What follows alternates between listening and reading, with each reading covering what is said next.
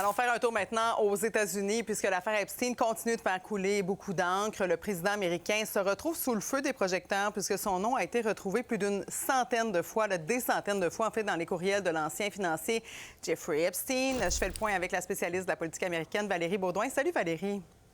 Allô, Marie-Claude. Alors, une nouvelle quand même qui vient de tomber. Un procureur spécial qui a été nommé pour faire la lumière dans cette histoire.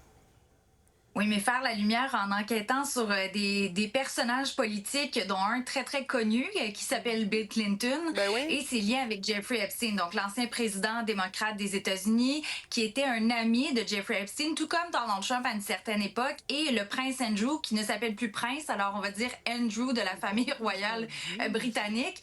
Donc, on veut aussi enquêter sur des institutions financières. Et là, c'était à la demande de Donald Trump. Alors encore, on se questionne à savoir est-ce qu'il y a vraiment une division entre le département de la justice et le bureau ovale parce qu'on demande une enquête et là, pouf, on a un procureur qui est nommé, un procureur cette fois-ci qui vient de Manhattan pour enquêter donc sur l'ancien président. Mais s'il y a dans cette liste de noms-là, on n'a pas personne de l'entourage de Trump, il n'y a aucun non plus républicain ou élu en ce moment là, qui est impliqué. Oui, Valérie, parce que Donald Trump, dans sa récente campagne électorale, avait promis d'être très transparent dans ce dossier-là, puis c'est pas tout à fait ça qui se passe, là.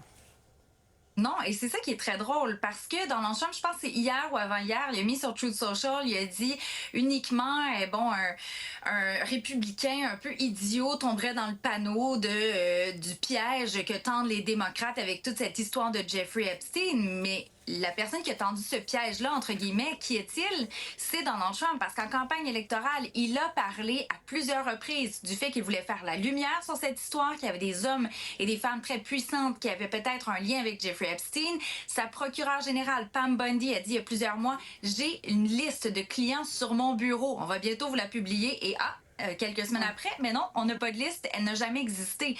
Alors oui, on a changé de ton et là, on veut vraiment là, que ça arrête de lui coller à la peau. C'est vraiment la stratégie de la Maison-Blanche, mais c'est une histoire qui reste collée à Donald Trump et à son entourage. Là, il essaie de trouver un moyen de peut-être se séparer de cette histoire-là, mais c'est ni avec les courriels, ni avec cette enquête sur Bill Clinton, à mon avis, qu'on va mettre tout ça de côté. D'ailleurs, Valérie, il pourrait y avoir aussi un vote la semaine prochaine à la Chambre des représentants concernant la publication de nouveaux documents, là.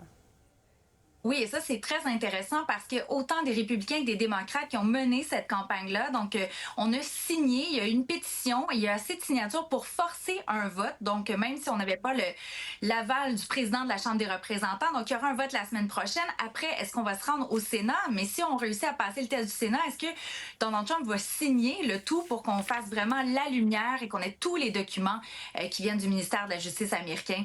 J'ai un très gros point d'interrogation par rapport à tout ça. À suivre. Merci, Valérie. Merci.